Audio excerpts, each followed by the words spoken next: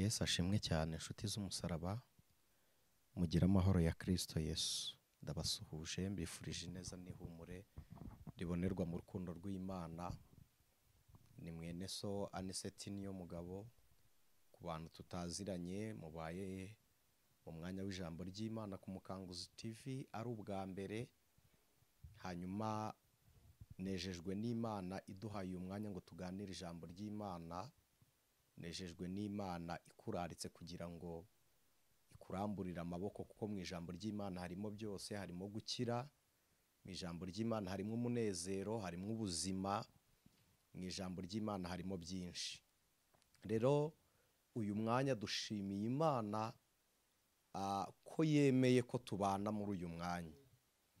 Reka dufatikanye dusenge, dutegure imitima yacu, nitumara gusenga tuganire ijambo ry'Uwiteka. Imana Data wa twese uri mu ijuru, Imana igihome kidukingira, Imana ubwugamo bw'abizera, kandi ijwi riduhamagara, Imana ikangura abasinzire kugira ngo tube maso kugera ku munsi wo kuvuga ko ijwi ry'impanda. Turagushimiye. Twebwe twari duciriweho iteka ku bwa kavukire, ku bwa gature, ku bw'imirimo mibi y'ibyaha n'iruba ry'ubusambanyi n'irari ryabyo, ku bw'ubugome n'ubunyamaswa bwari mu mitima yacu, ariko utumenyesha umucyo. Tumenyeshejwe umucyo w'agakiza, duhabwa kubaho mu buzima bushya. Uwo mucyo wawugaragarije muri Kristo, urangije uhamya ko abamwizeye batabyawe n'ubushake bw'umugabo n'umugore, uhamya ko babyawe n'ijambo ryawe. None turabo waremye uturemeye imirimo myiza muri Kristo Yesu. Turabo witeguriye kera kugira ngo ugendere muri twe. None uyu mwanya ukoreye muri twe, reka tukwemerere tukubere ibikoresho bizima, ijambo ry'ubugingo utunyuzamo rihembura abantu, abaguye babyurwe n'ijambo ryawe, babyutswe naryo, abahagaze bakomezwe naryo, abababaye baribonemo umunezero, abariraga baribonemo ibyishimo. Amaboko y'Imana ikomeye, amwe yahanitse ikirere, amwe yadendeje inyanja, arambukire ku buzima bw'uyu mwene data, arambukire gukora ibitangaza, arambukire kuvura imitima ikomeretse. Haleluya, haleluya, haleluya, haleluya. Uyu mutima umenyesha iby'umunezero. Hirya yo kubura abantu Yesu ajya aboneka, hirya yo kurekwa Imana igitwakira, hirya yo kuvuma Imana igitanga umugisha, hirya ya karande na kavukire Imana igibana n'abizera. Turagushimiye. Hirya yo kubabazwa n'abantu uri Imana tujya tubonamo ibyishimo. Hirya y'uburwayi bw'umubiri hajya haba ubugingo, hirya y'urupfu hari ubuzima, hirya y'umunsi hari undi. Izina rya Kristo nirihabwe icyubahiro. Turagushimiye Mwana, turagushimiye. Wemeye ko uyu mwene data, uyu mushiki wacu aba muri uyu mwanya w'ijambo ryawe. None ubwo ubyemeye, reka umuhe ibimukwiriye, umuramburire amaboko, urwaye umukize, ugezweho n'iminsi mibi unyuranye amaboko ahure n'umugisha we. Umuntu wese aho yarari aterurwe n'Imana kubw'ubuntu bwawe. Ndabigushimiye Mwami Yesu. Senze nizeye kubwawe none n'iteka ryose. Amen. Imana ibaha umugisha.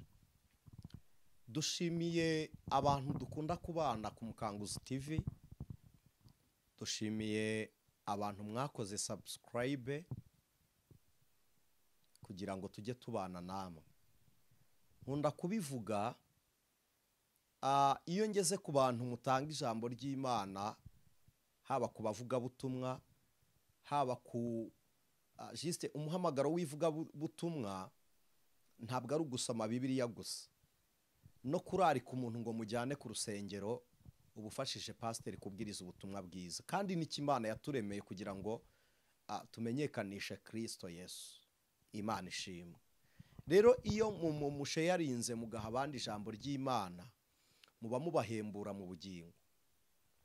Tekereza kuba wabaho ukabona umunezero w'agakiza ntiwifuze ko hari undi wawugira. Kuba wabona amahoro abonerwa muri Kristo Yesu ariko ntiwifuze ko hari undi wabona ayo mahoro, birasa naho waba utari n'umukristo. Ariko niba koko ubyarwa n'Imana, ntabwo mbabwira gusharinga ijambo ry'Imana ryo ku Mukanguzi TV gusa, no ku yindi cano aho wumva unyuzwe n'ijambo ry'Imana. Reba abantu nka babiri ko no mu kabara abantu basangira icupa. Ntabwo rero gusangira ijambo ry'Imana birimo inenge nko guha umuntu icyamusindisha. N'ibiryo umuntu aragusuruka mwarurira. Mujye mukoresha uko mushoboye, ducunguze uburyo umwete. Aniseti nicare ku Mukanguzi mbwirize, nugirirwa umugisha wo kumva aya materaniro, tubane mu mwanya w'ijambo ry'Imana. Ariko nawe urebe undi muntu, dusiganwe n'iminsi kugira ngo tunyage Satani ubugingo bwa benshi. Imana ibaha umugisha. Rero dushimiye namwe mujya mutwandikira muri komenti, cyane ko ari naho ibibazo mwagiriye mu ijambo bibarizwa, ko nitubwiriza ukumva hari icyo ushaka kubaza, kibarize muri komenti tugusubize mu kiganiro kindi. Ko kuri WhatsApp kutubaza ntabwo mwese twabona uko tubasubiza, bijya bitunanira pe, mwihangane. Kandi bibabaza benshi ko tutabasubije, ariko nukuri turabinginze ku bwa Kristo Yesu, mujye mwihangana. Ariko iyo ubarije muri komenti turayisoma tukayireba, n'ikindi gihe mu kiganiro tukaba twakora ikiganiro turi gusoma komenti tugasubiza icyo mwabajije. Imana ibaha umugisha. Hanyuma nibigukundira mbere yuko wisengera ujye usengera abandi, nibigukundira mbere yuko wiha ujye utanguha abandi. Imana ibaramburira amaboko. Reka dusome ijambo ry'Imana mu gitabo cy'Itangiriro, ni igice cyaho cya 12. Turasoma duhereye ku murongo waho wa mbere dusoze umurongo wa 2. Uyu mwanya ndumva nabinginga tugasoma ijambo ry'Imana tukariganira dutuje. Nawe uri kumwe natwe, baye ufite izi Bible zanditse, navuga ziri hard copy cyangwa ziri soft, ntacyo warisoma niba ufite uwo mwanya. Ariko ubaye udafite uwo mwanya, udahugutse neza, ariko ukaba uri gukurikirana ijambo ry'Imana, tegura ubwenge bwawe, ubanze kwanza umenye ko ugiye kumva ijambo ry'Imana. Uyu ni umwanya wo kubaha Uwiteka, ni umwanya wo kuramya, ni umwanya wa Kristo, ni umwanya w'Imana ishobora byose. Imana yaremye ijuru n'isi. Nawe tanga umwanya nk'uwuhaye Imana. Imana ibaha umugisha. 12 igitabo cy'Itangiriro, murongo wa mbere n'uwa 2. Uwiteka ategeka Aburamu ati, va mu gihugu cyanyu, usige umuryango wanyu n'inzu ya so, ujye mu gihugu nzakwereka. 2 haravuze ngo nzaguhindura ubwoko bukomeye, nzaguha umugisha, nzogeza izina ryawe, uzaba umugisha. Impamvu Bibiliya ivuze ngo ni Aburamu, yari atarahindurirwa izina. Aburamu na Sarayi. Sarayi ahinduriwe izina yiswe Sara. Aburamu ahinduriwe izina nibwo yiswe Abrahamu. Imana ibaha umugisha. Ndahasubiramo. Uwiteka ategeka Aburamu ati, va mu gihugu cyanyu, usige umuryango wanyu n'inzu ya so, ujye mu gihugu nzakwereka. Umurongo wa 2. Hanyuma y'ibyo byose, yo gukora iby'Imana imubwiye, hanyuma yo kuva mu gihugu, hanyuma yo gusiga umuryango, hanyuma yo kugera aho Imana izamwereka, ku murongo wa 2, nzaguhindura ubwoko bukomeye, nzaguha umugisha, nzogeza izina ryawe, uzabe umugisha. Mwakire neza iri jambo ku bwa Kristo Yesu. Aha harimo amagambo akonfyuzinze, ariko umwuka w'Imana dusobanurira. Uyu ni Aburamu, murihangana dukoresha izina rizwi ryose, Aburahamu. Yari umuturage wo muri Uri y'Abakarudaya.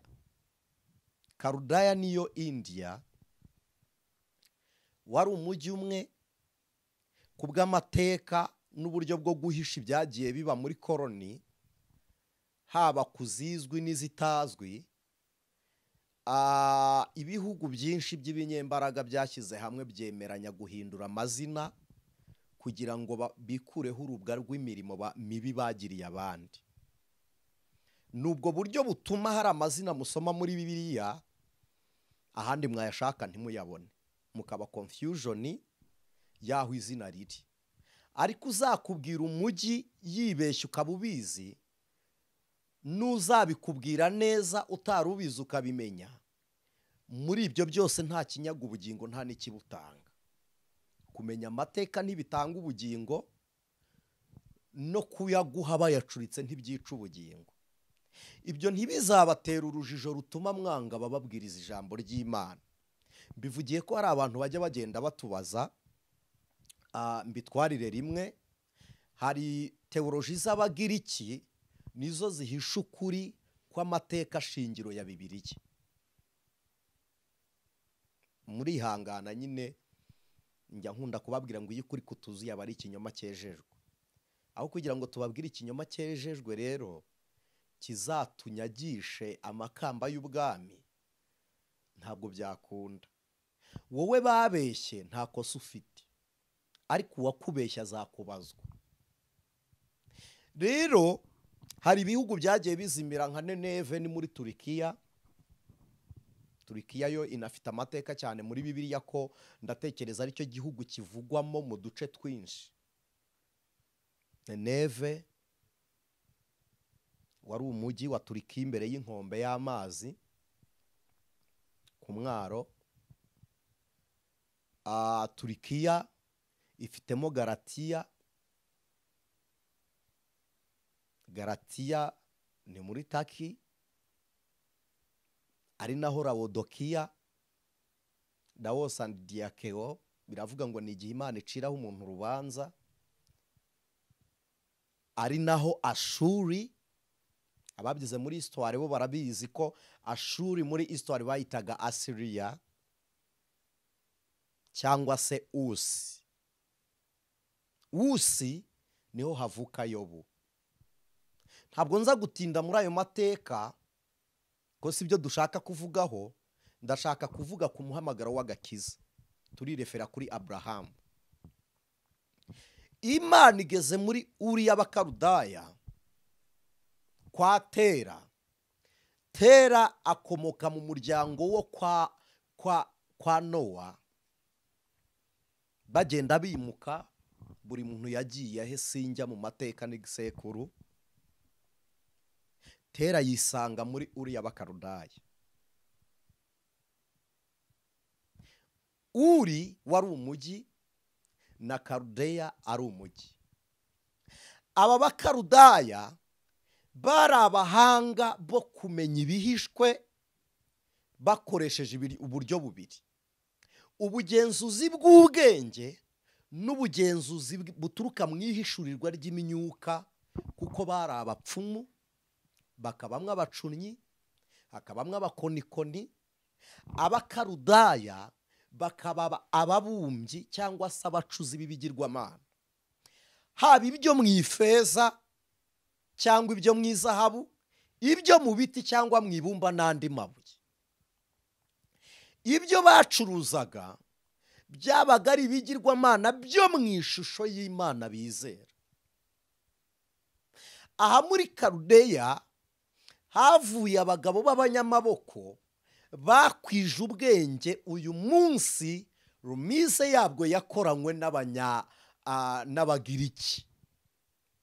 Ubu bwenge bw'Abakarudaya nibwo bwasembuye, nibwo bwabaye umusemburo wa filozofi y'Abagiriki.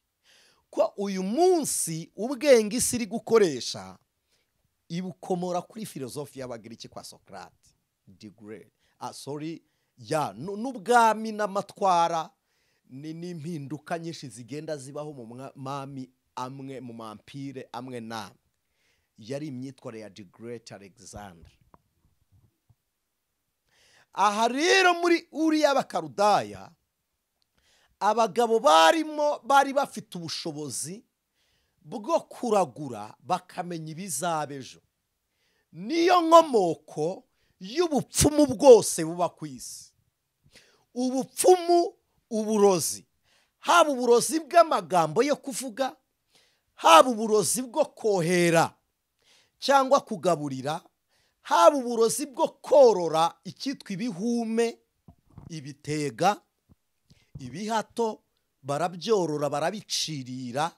Niyo mpamvu umuntu agutumaho ihembe, twasengera umurwayi w'abadayimoni bakavuga ngo dusubiyeyo, basubira mu gicumbi cyabo, ariko baba bafite umugirwa ubiyobora mu isi. Ntabwo nje kubigisha hejuru ya karande no gutsinda imyuka mibi no gusenya imivumo, ntabwo ari byo nje kubigisha. Ndagira ngo tuvuge ku muhamagaro w'ubukristo, kuko iyo umuntu amaze kuba umukristo ahabwa imbaraga, iyo amenye kuzikoresha nibwo yibohora ibyo byose. Sinshobora kukubwira kwibohora ukiboshye.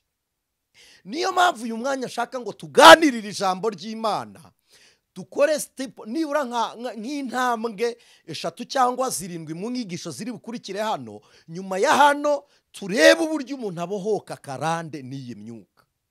Iyi myuka ituruka mu Bakarudaya. Abakarudaya ntibakunda kwima ingoma ngo tuvuge ngo hayoboye umukarudaya ngo ni uhari, ahubwo bakunda kwangaje abandi bakicara mu mwanya bashyizwemo n'Abakarudaya, ariko bakayoborerwamo n'Abakarudeya. Biravuze ngo hari abantu benshi ku isi bayoboye mugira ngo ni abategetsi, kandi nabo barategekwa bakaza gushyira mu bikorwa amategeko y'abandi. Izo zari strategie z'Abakarudaya. Abakarudaya nibo bacuruzi ba mbere ku isi, bagiye batanga ubwo butunzi, uraguje bakamuha ubutware, uraguje bakamuha ubutware, ku buryo wabuhawe nawe abugabira abandi. Bituma izo mbaraga z'Abakarudeya zikwira mu isi. Nibo bafonze igihe n'imikorere y'igihe bitewe n'uburyo basengaga. N'Abakarudaya. Aba Bakarudaya nibo bafonze inganda za mbere zakozwe n'Abakarudaya, ariko mu bwenge, kuko nababwiye ngo umukarudaya ajya ku ruhande agategeka umutegetsi kuko ari we uba waramwimitse. Bivuze ngo abantu bashaka ubutegetsi, abantu bashaka ubutunzi, abantu bashaka igikundiro, abantu bashaka clientele, bafite ahantu bajya kuraguza ubwenge bw'Abakarudaya, bakimikwa n'iyi myuka y'Abakarudeya. Niyo mpamvu abantu benshi baraguza, abategetsi benshi bakagira abapfumu, abahanga benshi bakagira abahanuzi bababwira ibizababaho. N'uyu munsi ibihugu bikomeye ibidasoma Bibiliya bagendera ku mateka y'ubuhanuzi buri mu Bibiliya bw'ibizaba, kuko umukarudaya nawe intumbero ye ihura n'ibizaba kuri Bibiliya, ariko akajya inyuma yaho akora ikinyuranyo cy'ibyo Bibiliya ivuga. Iyo Bibiliya ivuze ngo tanga ubuzima, umukarudaya arica. Uyu mukarudaya yakreye teoloji. Teo bivuga Imana ariko mu buryo bubiri. Niho hava Deus ya die. Ariko Teo, iyo tuvuga ngo ni Theophile, baba bivuze ngo ni umuntu ukunda Imana. Hari n'abakoresha Teo bari kuvuga umuntu waremwe n'Imana.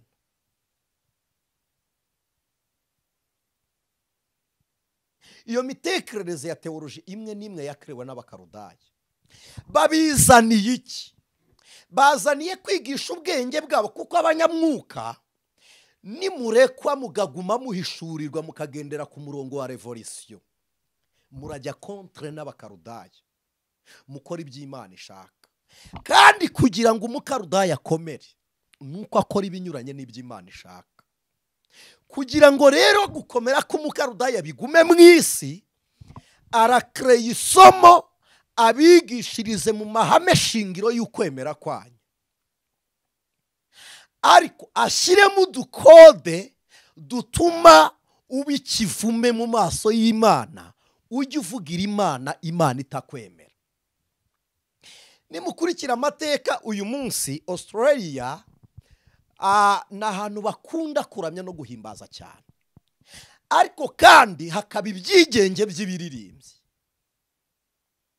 Australia haba abaramyi bambara ubusa, ariko kandi hakaba abaramyi ku isi hose, niho hambere hari abaramyi baramya Imana, bakaramya Imana, ni Australia. Mbivugiye iki? Ubwenge bw'umukarudaya mu rusengero nigenda uramye, uririmbe, ugira ubuhanga mu ijwi, ariko kuko intego y'Imana mu bari kukumva nuko bakumva bakakira ibyo uri kuririmba bikaba transforma. Umukarudaya nta kubuza kujya kuririmba, arakwemerera kuririmba, ariko buri umuntu urangaje buri kuririmbira, bitume bumva amagambo anyura inyuma y'amatwi bakwirebere. Bwa mbere arakwambika imyenda y'urukozasoni, niko ubwenge bw'abakarudaya buteye. Mu gihe uri kuririmba, wowe uraririmba ubugingo bwawe ubufasha, cyangwa se umuntu wawe w'imbere, amarangamutima yawe uyahembure, uyahe ibyo ushaka guha abandi. Ariko bamwe uri kuririmbira ntibari bwakire wa murongo w'ibyo uri kuvuga, ahubwo bararangazwa n'uko uteye, forume y'umubiri wawe. Kuko ubwenge bw'umukarudaya burabanza bukudodera ikanzu irangaje abantu, bukwambika ibyenda by'akajagari. Ntabwo amaherena si mabi, ariko hari ibiza bikarangaza abantu. Uko biri kubarangaza, ya inspiration ntabwo uri bwongere kwinspira abantu. Niba bitari bube, biravuze ngo bazajya bahuriraho, ariko biba umugenzo, ibyo mukora ntibigire ubwo bihindura abantu. Ubwirize, ariko ku bwenge bw'umukarudaya ntuhave utabiyemeyeho, ntuhave utababwiye ibyo utunze, ntuhave utababwiye ibyo ufite. Duhere mu kwivuga Kristo nitumuvuge. Ubwenge bw'abakarudaya budutwara igihe. Ubwenge bw'abakarudaya mu rusengero ntibwemerera umukristo kwihanganira umwigisha cyangwa umupasiteri warengeje iminota yo kubwiriza. Ariko kandi ubwenge bw'umukarudaya muri fanatizme bunezeza umufana mu gihe bongeye iminota ku mukino. Bya bindi bibarangaza bitagira aho biri butushe ku bugingo, umukarudaya bongera igihe. Ariko bimwe biri bukore ku bugingo, kuko ubugingo buzaza gutegeka umubiri. Nibitegeka umubiri muzica amategeko y'umukarudaya. Hanyuma ubugingo nibuhembuka muzafunga ikirere cy'imyuka mibi y'abakarudaya, kuko ubugingo nibuhembuka buzabaha imbaraga z'umwuka. Imbaraga z'umwuka nuzibona uzajya ufunga ikirere cy'umwuka n'ubushake bw'isi n'umubiri na Satani, uzabitegeka kuko ni wowe mutware. Ariko umukarudaya arashaka ko ari we ukuyobora. Rero ntabwo akwemerera kwisanzura. Nujya kuramya mu rusengero baragukingaho ibibazo waje ufite, hanyuma no mu rusengero habera imanza n'impaka, abibe urukungu rubyigane n'amasaka, ujye wicarana n'umuntu mutavuga rumwe. Nujya kwatura ntumusaba imbabazi, ntimwaturirana. Mu bwenge bw'abakarudaya ni agatebe kari ku muryango, uraturira utakoreye icyaha, usenge mubohanye.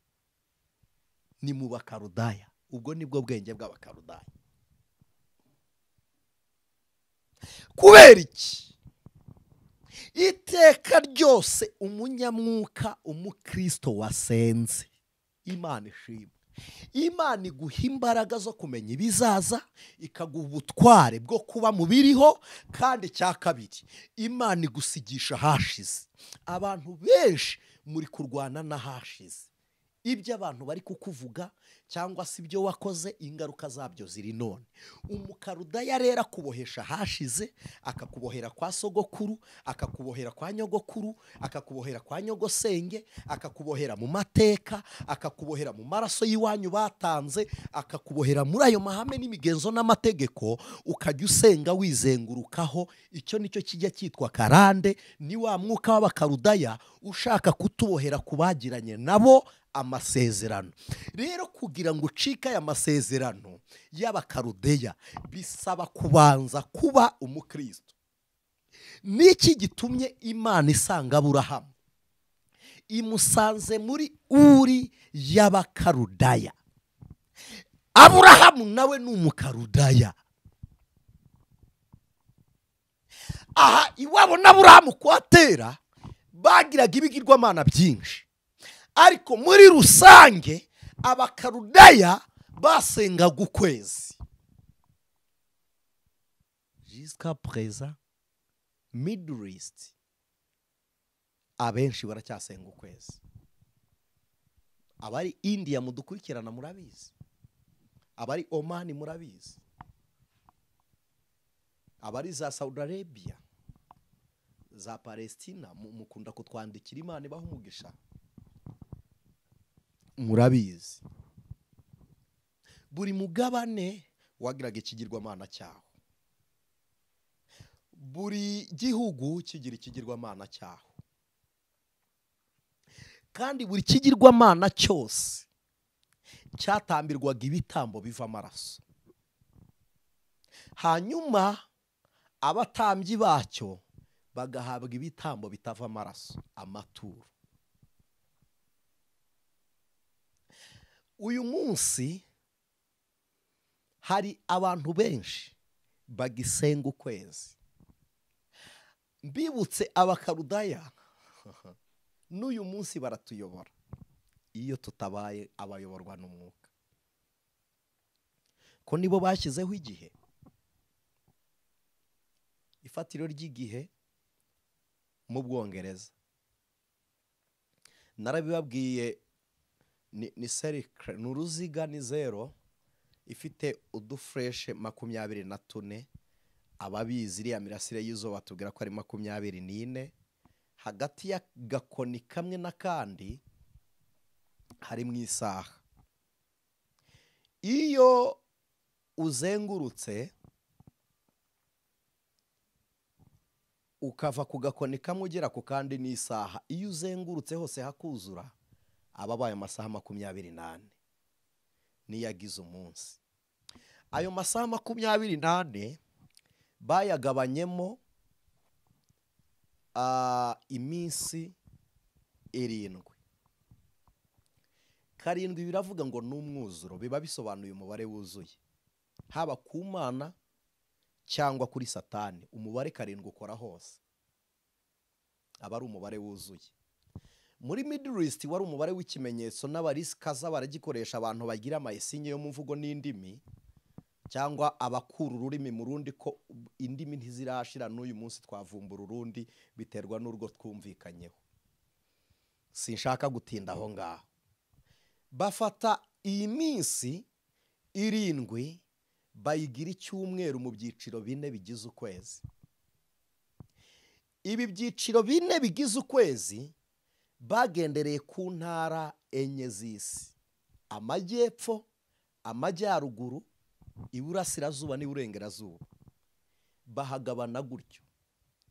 Kwa kuhagabanya bitewe n'amerekezo y'umuyaga n'izuba nicyo bagendereyeho, kuko tuvuga amajyepfo bitewe n'izuba, tukavuga amajyaruguru bitewe naryo, iburengerazuba n'iburasirazuba biterwa naryo. Akenshi iyo abantu bagiye kuvuga amajyepfo bahera ku murwa mukuru w'igihugu, bakavuga ngo ni amajyepfo y'umurwa mukuru w'igihugu cya Kigali, plutôt w'umujyi wa Kigali. Ni amajyaruguru y'umujyi, ni iburasirazuba bw'umujyi, nuko bakunda kubipanga. Ibyo nshaka kuvuga ni iki: ibi byiciro bine nibyo birere bine Imana yavuze ngo abamarayika bafashe ibimenyetso bahagaze mu mpande enye z'isi. Ntabwo umukarudaya yapfuye kugena ukwezi ngo akugene mu byiciro bine atazi icyo akora. Yabigennye akurikije geste prophétique, akurikije ikimenyetso cy'ubuhanuzi bwavuzwe n'Imana bitewe n'aho marayika w'Uwiteka azahagarara. Buri cyumweru kigira igitambo gitambirwa. Muri christianisme nibwo tugira umunsi w'amateraniro mu cyumweru. Mu buryo buri satanike bahera umunsi wo kuwa kane mu masaha y'ijoro no kuwa gatanu kugera ku munsi wo kuwa gatandatu aba ari iminsi yo kumurika ibitambo, aba ari iminsi yo gutamba. Cyane cyane umunsi kuwa kane ku mugoroba ushyira uwa gatanu, umunsi wo kuwa kane ni mugoroba no kugera kuwa gatanu aba ari umunsi w'ibitambo by'Imana z'imyuka zikora ibikorwa bigaragara kandi Imana zinywa amaraso. Umunsi wo kuva kuwa gatandatu kugera ku cyumweru wabaga ari umunsi wo gusenga Imana zitaboneka mu isi ariko kandi ziri logique batekereza ko zibaho. Hakaba n'ibigirwamana byitirirwaga izo mana baterekaga aho ngaho. Niho muri Atene umurwa mukuru w'igihugu cy'Ubugiriki, ni muri Greke ya none juste na Atene, niho bageze ahitwa Areopago bamanika itangazo rivuga ngo umunsi wo kuwa gatandatu ni igihe cy'Imana itazwi. Ariko kuva ku wa mbere Monday basengaga ukwezi munsi, kuwa kabiri, kuwa gatatu, kuwa kane, kuwa gatanu, kuwa gatandatu, ku cyumweru basengaga imibumbe, ko badutangarizaga imibumbe igeze mu 9 igenda ihinduka, ariko buri munsi wabaga ufite igitambo cyawo. Bagera kuwa kane bagatamba imibiri bagasambanira mu rusengero, kuwa gatanu bikaba bityo bakamurika. Ariko cyane cyane umunsi wo kuwa gatanu niwo basengaga Imana zuba, bayimurikira amaraso, bakavuga ngo nirasa uko ya maraso yuma ngo ibitwaye bwa bugingo bwayo.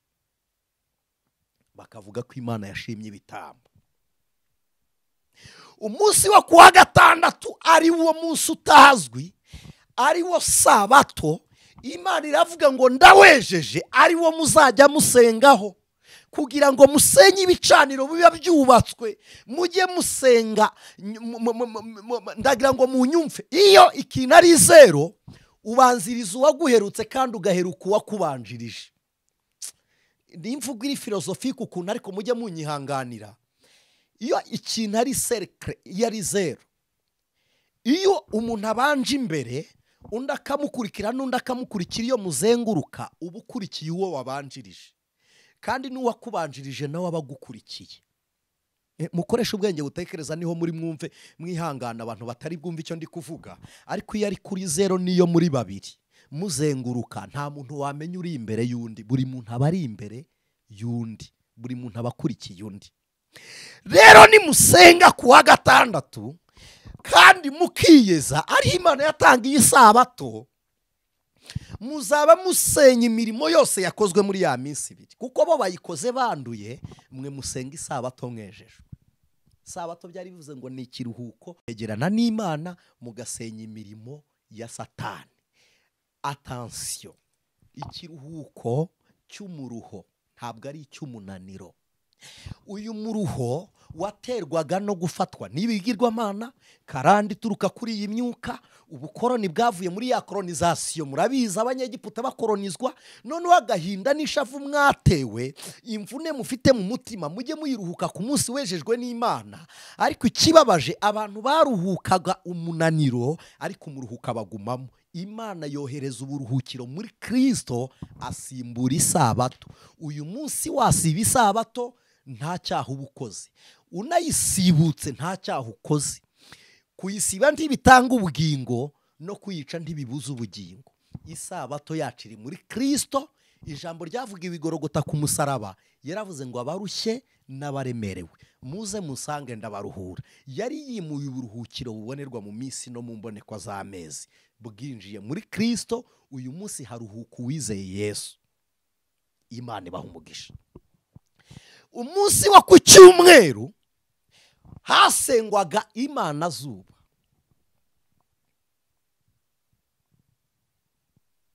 Imana ishimwe.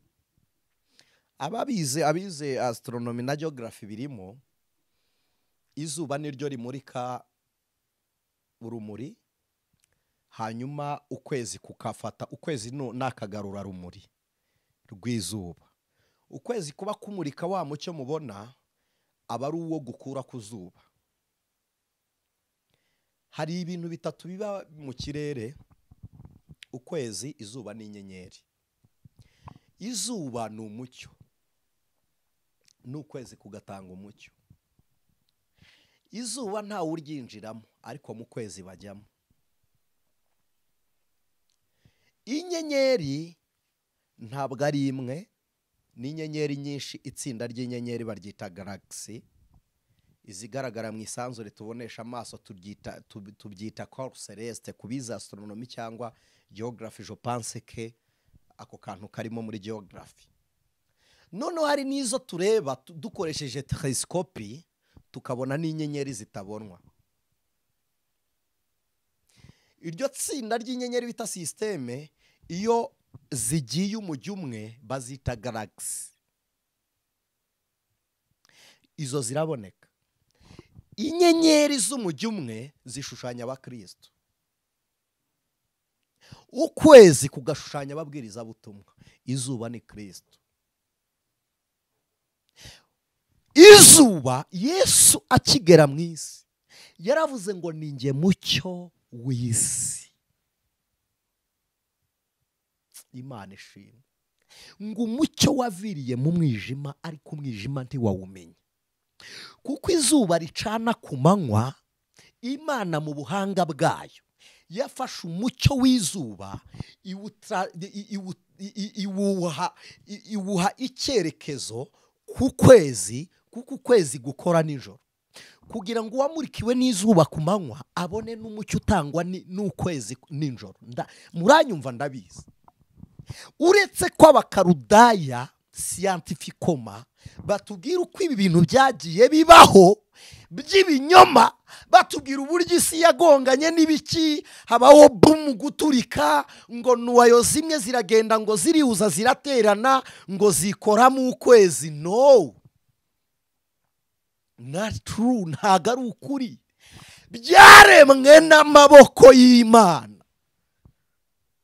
Arewe none se icyo gituritse giturikijwe n'igiki? Kuki kitongeye gukora sirikwi cyari cyakoze mbere se? Iryo turika ryabaye ryari? Ko n'umuntu bivuga avuga ngo byahabayeho guturika muri kangahe? Uko guturika guturutse kuki? Aho niho Karudeya ihakanira imirimo y'Imana. Turi kumuhamagaro w'ubu Kristo. Ntabwo nibagiwe. Imana ishimwe. Imana iravuga ngo ku manywa izuba, nijoro ukwezi. Biranditse muri Quran. Abascientifique batarabivumbura, Quran yarabivuze, Bibiliya yarabivuze, umuririmbyi yarabiririmbye muri Kantike. Ku manywa izuba ntuzaritinya, na nijoro ukwezi ntuzagutinya. N'igeno ry'ibihe bisimbura nuko Imana yabitegetse. Abantu rero barebye ubutware bw'izuba, abandi bareba ubw'ukwezi, baravuga ngo tuzajya tubyikubita imbere. Nihute munyihanganire tubivuge dutaruka. Iyi nkomoko y'ubu bwenge bwose iyoborwe na Satani, kugira ngo ubumenyi bw'umuntu bwimure Imana. Nta muntu wimura Imana atayobowe na Satani. nta n'umuntu wimika Imana atayobowe na Kristo. Hari ijambo mperutse kumva Dr. Paul Gitwaza yavuze, numvishe na mwene data Mushumba nta mbabaza bivugaho. Yaravuze Paul Gitwaza baramubajije ngo Yesu niwe nzira n'ukuri n'ubugingo, baramubaza ngo abasilamu ntibazajya abantu badafite Kristo. N'abapotre nyine ntabwo bashobora kwerura, n'abashumba bashyiramo tolerance bagatangira gushyigikirana. N'ababyeyi banjye n'ukuri, n'ababyeyi banjye respect, ndabubaha rwose, ariko no, Yesu niwe nzira n'ukuri n'ubugingo. Yageretseho aravuga ngo ntawe ujya kwa data atari njye umujyanye. Utari muri Kristo Yesu ntazajyayo. Pato ntagutorera monami. Inyuma y'igihugu ni imbere mu kindi. Iburengerazuba bw'igihugu ni iburasirazuba bw'ikindi. Utari muri Kristo ntari muri data. Point. Ntabi udafite ukuboko na Kristo ngo agufate ukuboko akugeze mu ijuru. Ntaririho kuri wowe. Niyo mpamvu njya mabwira ngo kubatizera ijuru riba kure, riba hatazwe, ariko kubizera rigenda riba muri twe, kuko ubwami bw'Imana buri muri twe. Imana ibaha umugisha. Nta Yesu nta juru. Ibi ngo nta dini rizabura umugeni. Mama we.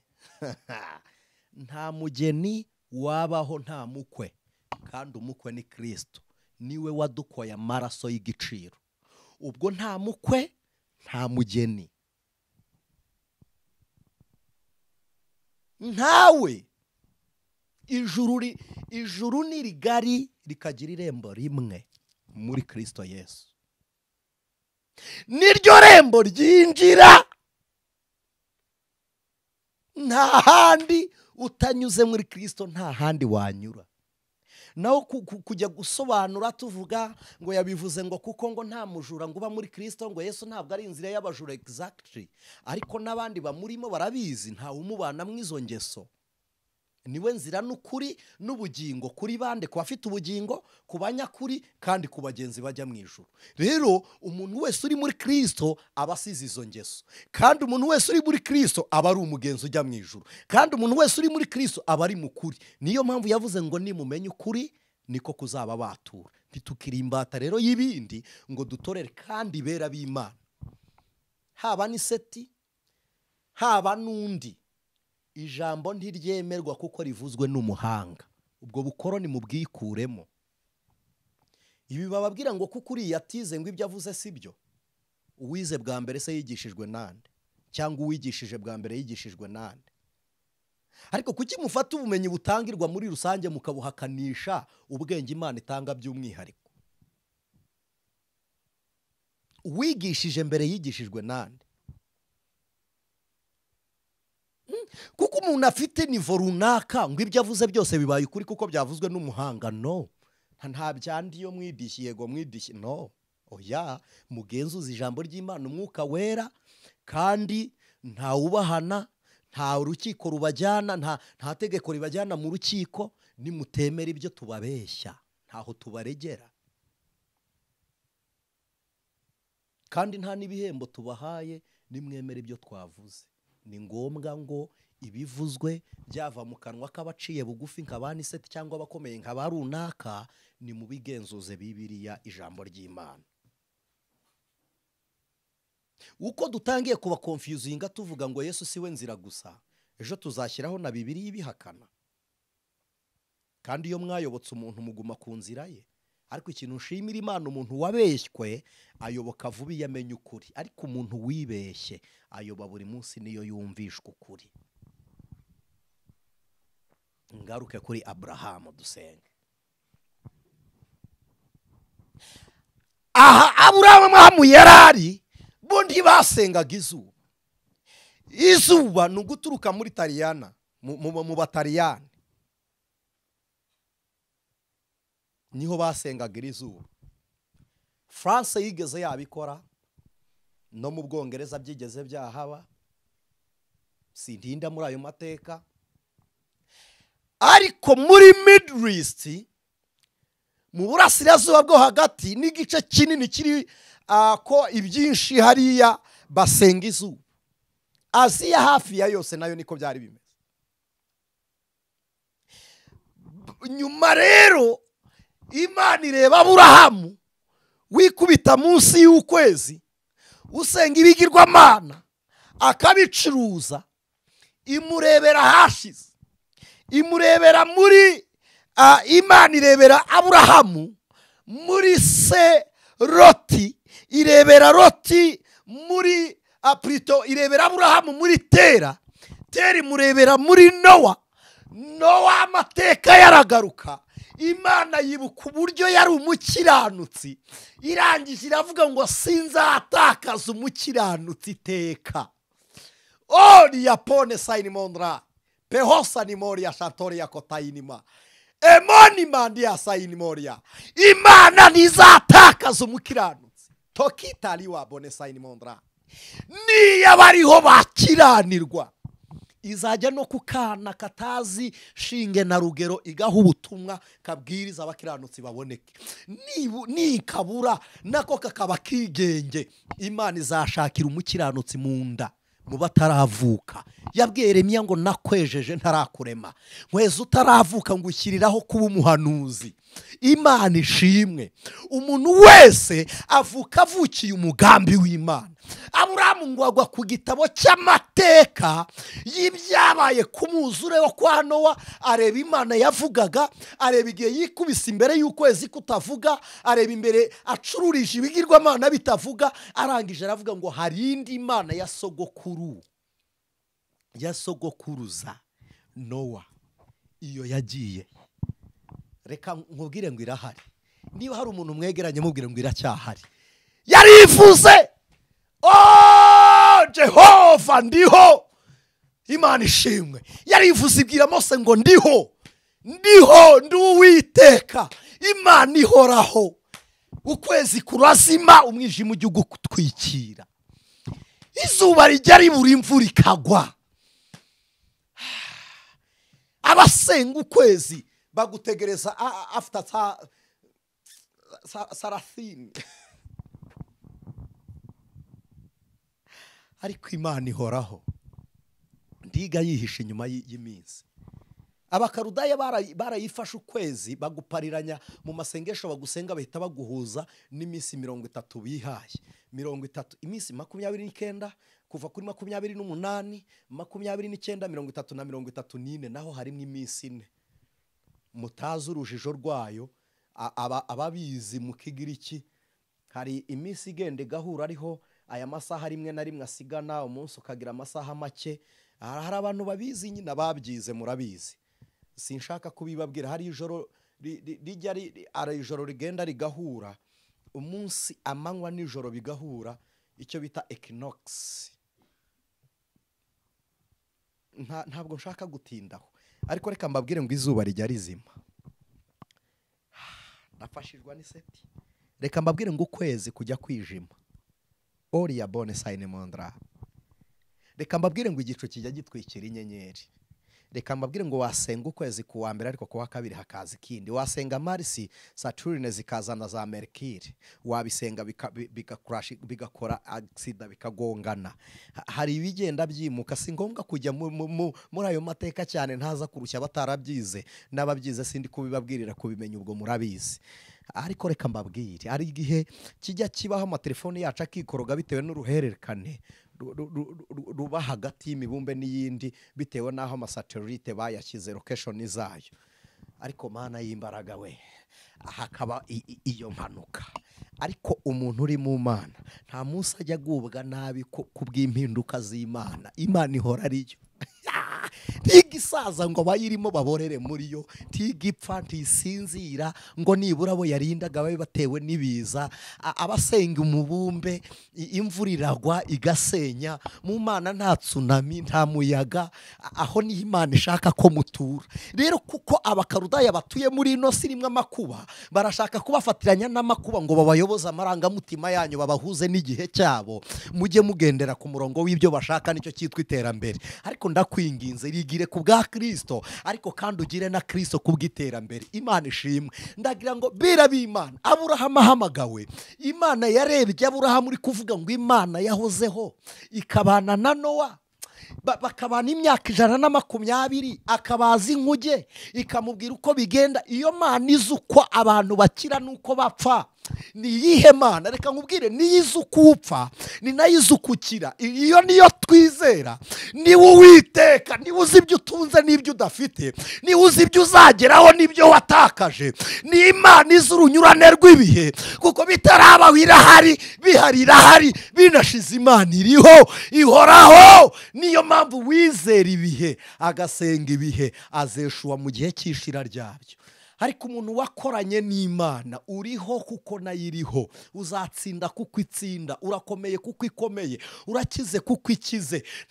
Ariko Mana y'imbaraga, ntawe ukuroga kuko itarogeka. Izi mbaraga n'ubwenge n'imyuka mibi by'abakarudaya ni wowe wenyine, umuntu usenga ku bw'izina rya Kristo. Nawe udakijijwe, nawe udasenga ku bwaryo, urabizi ko nta rindi zina wirukaniramo abadayimoni ngo bagende.